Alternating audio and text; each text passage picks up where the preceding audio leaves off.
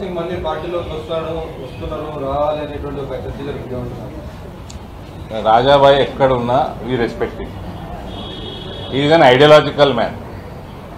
More than a politician, he is an ideological man. Rajabhai suspend అయినా resign చేసిండా? సరే రాజాబాయ్ పేరు పక్కకు పెడదాము. ఎవరన్నా రిజైన్ చేసిండు అంతే కదా, సస్పెండ్ కాలే కదా. ఆయనకి కారణాలు ఏమున్నా ఆయన రిజైన్ చేసిండు. రేపు మిస్డ్ కాల్ ఇస్తాడు. మాకు మిస్డ్ కాల్ ఉంటుంది కదా మెంబర్షిప్కి, ఇస్తే ఏమవుతుంది అడుగుతున్నాను. మై క్వశ్చన్ ఏమవుతుంది అప్పుడు? నేనేం రాజాసింగ్ గారు అంటలేను, బీజేపీ అంటలేను. పొలిటికల్ పార్టీ మెంబర్షిప్ తీసుకోవాలంటే మిస్డ్ కాల్ ఇవ్వాలి. రకరకాలు ఉన్నాయి, మిస్డ్ కాల్ కూడా ఉంది. ఆయనని సస్పెండ్ చేయలేదు కదా, ఆయన ఏదో మనస్తాపం చెందిండో ఇంకేందో రిజైన్ చేసిండు. రేపు మిస్డ్ కాల్ ఇస్తాడు అంటే నాకు తెలియక అడుగుతున్నా, మిమ్మల్ని అడుగుతున్నా. మిస్డ్ కాల్ ఇస్తే ఏమవుతుంది? మీరు అన్నట్టు మెంబర్ అవుతాడు. ఎవరైనా మాట్లాడుకోవాలి, పోయి మాట్లాడితే అవుతాడా, ఆయన ఇచ్చి ఆయన అవుతాడా, అదే I don't know.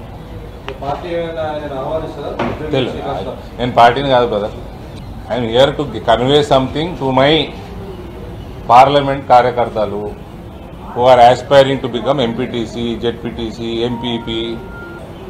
We are winning Nizamabad, hands down. Everybody, my request, over 8 మంది ఎంపీలు ఉన్నాం. ఎవరి సెగ్మెంట్ వాళ్ళు పోతే చూసుకుంటారు, ఎవరి సెగ్మెంట్ వాళ్ళు గెలిపించుకోవాలి. ఇంకా నన్ను అడిగితే ఒకళ్ళకి ఇంకొక కాన్స్టిట్యున్సీ ఇచ్చేయండి, అయిపోతుంది తెలంగాణ. ఆల్మోస్ట్ 16 సెగ్మెంట్లు అయిపోతాయి.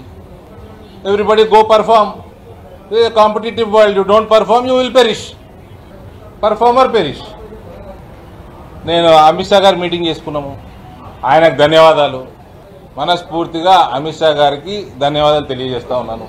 ఆయన వచ్చిండ్రు, జాతీయ పసుపు బోర్డు ఆఫీస్ ఇనాగ్రేట్ చేసిండ్రు.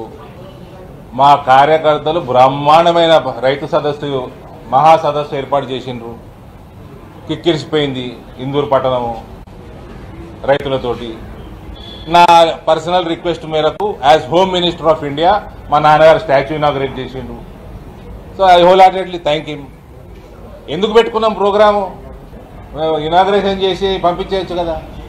సభ పెట్టినాము, ఆ ఎలక్షన్లు వస్తున్నాయి, మోటివేషను కార్యకర్తలకి, పార్టీకి ఒక message. That is why we did it. సభ పెట్టినాము. రేవంత్ రెడ్డి వస్తున్నారు సాయంత్రం. బీసీ రిజర్వేషన్ల పైన 42% శాసన బాధ్యత బీజేపీ అమలు చేయాలని 9th షెడ్యూల్ పెట్టాలని డిమాండ్ చేస్తున్నారు. సీఎం రేవంత్ రెడ్డికి వాళ్ళ లీగల్ టీము సుప్రీంకోర్టు వర్డిక్ల మీద ఏం చెప్పింది చెప్పమన్నాడు ఫస్ట్. ఈ కహానీలు, ఈ పనికిమాల రాజకీయాలు, ఏదో మేము బీసీలకు చేసేస్తున్నాము, మేము ఓసీలకు చేసేస్తున్నాము, మేము ఎస్సీ ఎస్టీలకు చేసేస్తున్నాము అని సొల్లు పురాణాలు బంద్ చేయండి. మీకు చిత్తశుద్ధి ఉంటే ఫస్ట్ సుప్రీంకోర్టును ఏం చేయాలనో, దాని వర్డిక్లను ఏం చేయాలనో, పాతగా ఉన్న దాని మీద వాటి మీద మీ స్ట్రాటజీ చెప్పాలి. కానీ ఓకే మీడియా ముందర మీకు టైంపాసు, వాళ్ళకి టైంపాసు, టీవీ చూసుకోవడానికి టైంపాస్ తప్ప ఏమైనా ఉందా? దాని ఏంది సుప్రీంకోర్టు వర్డిక్స్, పాత వర్డిక్స్ మీద ఏం తేలది? చిత్తశుద్ధి లేని కార్యక్రమాలు ఇవన్నీ. ఎవరి చెవిలో పువ్వు పెడుతున్నాడు ఈయన చెప్పండి. అలా పార్టీ లేదా, ప్రభుత్వంలో లేదా? జాతీయ స్థాయిలో 11 ఏళ్ల కింద వరకు ఉండే కదా వాళ్ళే. బీసీలు ఇప్పుడు పుట్టిరా.